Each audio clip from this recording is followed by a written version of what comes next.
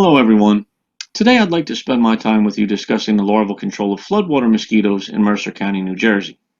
I'll begin by giving you a brief overview of our county, followed by a walkthrough of our annual calendar of events which we use to plan and implement control measures to combat floodwater species of mosquitoes.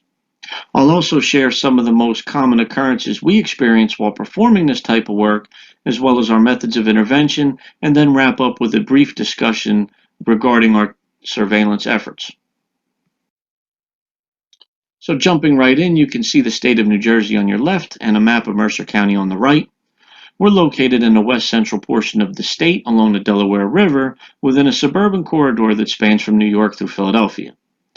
The county of Mercer is approximately 226 square miles in size, with a population of roughly 380,000 residents who live within the 12 municipalities that we have. This map indicates all the areas of floodwater that we're responsible for each year. And because there are more than 30 of them, we prioritize each site using a color coding system, which I'll explain briefly. The red polygons indicate our priority 1 sites, while the green polygons indicate secondary sites. Those shaded in purple are number 3 on the list, and the smaller blue sites that you can see interspersed throughout this map would rank number 4. Zooming in just a little bit closer, this image is indicative of what we deal with predominantly in Mercer County as it relates to floodwater scenarios. And you can see this residential neighborhood basically surrounded by floodwater. And I think this perfectly illustrates the need for early intervention as well as a structured plan of maintenance that needs to occur throughout the year to provide continued relief to these residents for not only nuisance populations of mosquitoes, but those species which may pose a risk to public health as well. So now we'll start to go through our water management annual calendar, and that begins in the month of November. We start here because we've now had a chance to shift gears away from some of the requests for service from our residents, and I've also had a chance to perform a comprehensive check of all of the sites throughout the county. Now we can prioritize the work, whether it's tasks such as clearing trails to gain full access to some of the more remote locations, or whether it's deciding on how best to complete the water management projects themselves. And by January, our water management operation is in full swing. We've found the greatest value in targeting flooded areas caused by beaver dams, and we attack this on multiple fronts. We bring in licensed trappers to remove beavers from these key areas, and then once that's accomplished, send in a crew to manually remove and deconstruct the beaver dam using hand tools. This helps to restore water flow and to reduce the flooding to levels that are manageable to our operations. I've also included some pictures along the right side of your screen that just show some additional examples of the type of damage beavers can inflict on an area. As we get into March and April, we begin to move away from water management and implement full-scale larval sampling. Each day, these specimens are brought back to the lab for identification to species, and during that time, we also determine their developmental life stage so we know when best to implement our initial larviciding program. This typically happens during mid-April, where we call for aerial larviciding from an outside contractor that we use, and you can see that pictured on the right side of your screen. One of our inspectors here is seen pouring a bag of granular larvicide into the hopper on the side of the aircraft. In this case, we're using Vector Prime FG, applying it at a rate of 4 pounds per acre. And we've seen encouraging results based on post-application larval surveillance. As we move through the latter half of April and into May, our larval sampling continues to ensure the success of our efforts, and then also we can perform some touch-up larviciding if we need to revisit sites that need some additional attention, or if we need to catch up to sites that we haven't had a chance to treat yet.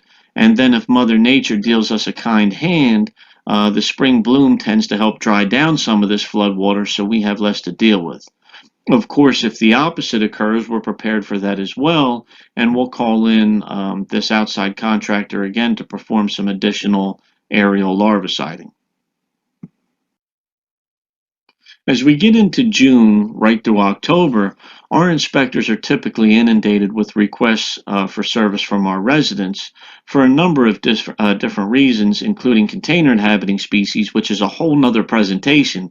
Um, but for these reasons, because it becomes so busy, we've designed these predetermined routes that exist within each municipality so that inspectors can fall back to those and continue to perform checks on these floodwater habitats throughout the summer.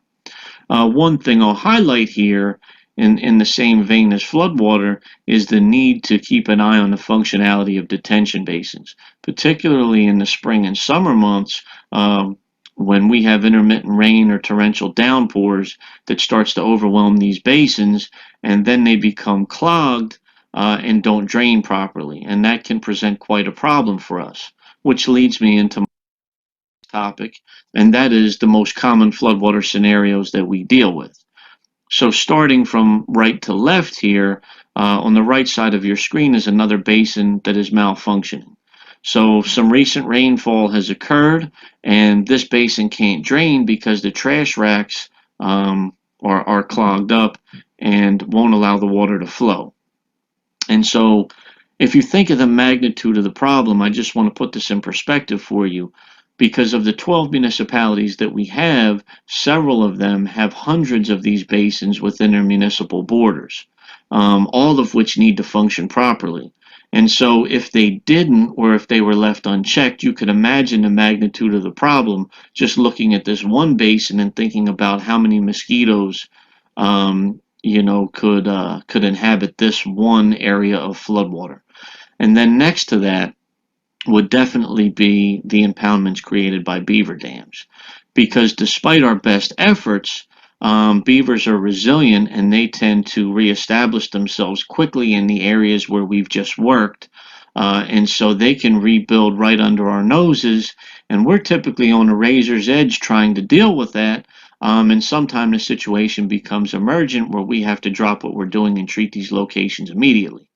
And then next to that would be these grass bottom pools, and these habitats are usually immediately adjacent to residential areas as well. And although you can't see any water here in this image, it's there, it's within all of those ruts and low-lying areas in small pockets. And there are several small pockets that in aggregate can produce a prolific number of mosquitoes that can really be bothersome and plague these nearby residential neighborhoods. So these are probably the three top contenders for floodwater scenarios that we deal with on an annual basis.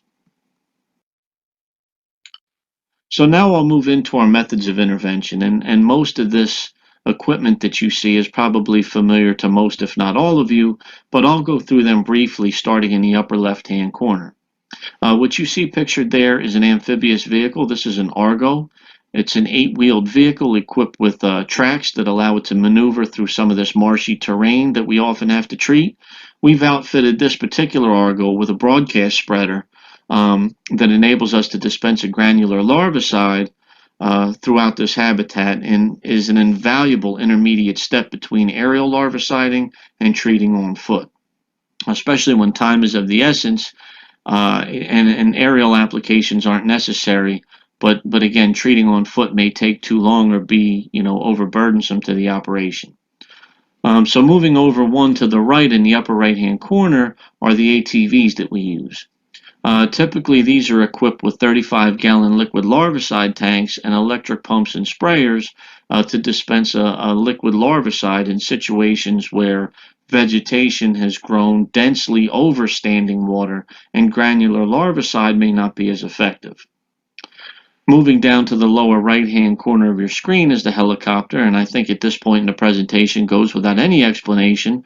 But of course, if the weather doesn't cooperate with us and we have extensive flooding, we can call them in at any point throughout the season to perform large-scale aerial larviciding applications. But typically what's most commonly used is one image over to the bottom center left of your, the bottom center of your screen. And this equipment includes backpack blowers like this still model SR450, which can apply either liquid or granular larvicide.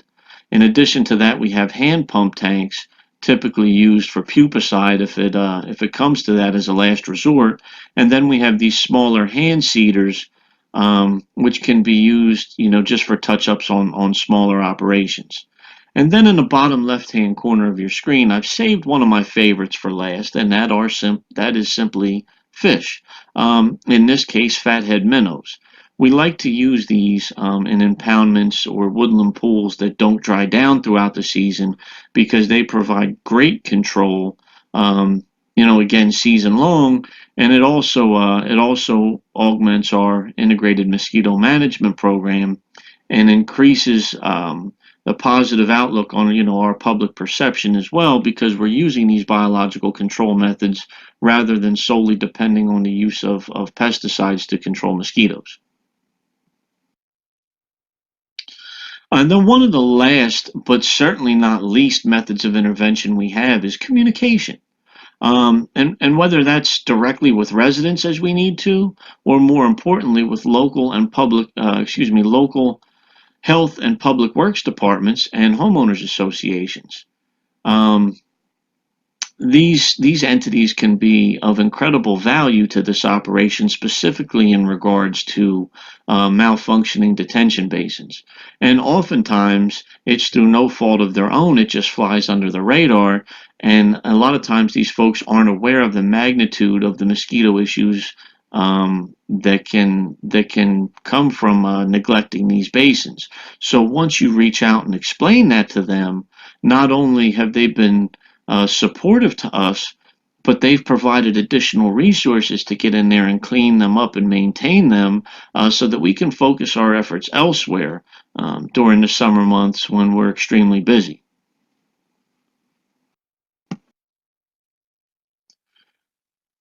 And that brings me to the heart of our operation, which is surveillance, surveillance, surveillance. Um, Again, this is the backbone of our operation, and if I've said that once, I've said it 1,000 times. This allows us to make informed decisions no matter what time of year it is, whether it's larval surveillance in the beginning, mid, or end of season, or whether we're providing adult surveillance at some of these traps, which I'm sure are familiar to all of you. And going from left to right, we have a box gravid trap that targets Culex species, which allows us to send these specimens in for testing for West Nile virus and other pathogens, as well as the New Jersey light trap shown next over toward the right. We have 15 of these throughout the county at fixed locations that provide us invaluable data on what's going on with the mosquito populations and when we may need to perform some sort of intervention. And last but certainly not least is the CDC trap, with the CO2 component to it that we can deploy right near some of these floodwater habitats that give us a good comprehensive look at what species we're dealing with, so we know exactly how to target our applications. And again, you have to be able to provide the surveillance both before and after the applications so that you really know how efficacious your efforts were. And I think I'm going to leave that right there and just open up for questions. And I'll just end by saying thank you so much to Vanu, to Leanne, to Jim Andrews, and to Valent for the opportunity to present before you today. My contact information is here. If you don't have time to ask me questions today, feel free to reach out anytime.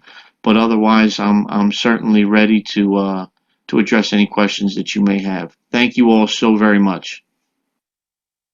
Awesome. Thank you so much, Nick. I just checked the question panel, and we do have one question for you. All right. Are there any wildlife regulations you need to deal with when comes to removing and relocating beavers? So that's a great question. Thank you for that. So we work with the New Jersey Division of Fish and Wildlife and licensed trappers to accomplish this. So whatever they are doing is already in compliance with the guidelines and rules and regulations set forth by that organization. Okay. Awesome. I have another quick question. Do the fathead minnows um, dominate ecosystems like Gambusia? As far as I know, not quite to that extent. And if I'm mistaken on that point, anyone in the audience is welcome to correct that.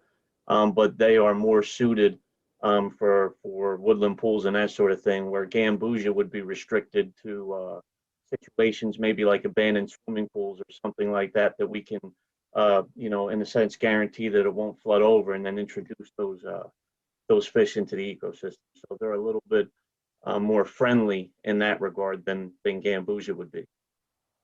Okay. Awesome. Let me just scroll here real quick. I think the rest of these are just prior to you. So we'll save those for, we have save those for the panel. We do have one more question. Are fathead minnows native to the area? Yes, I do believe so. Again, if I'm mistaken, anyone's welcome to correct me, but I believe they are, yes. Okay.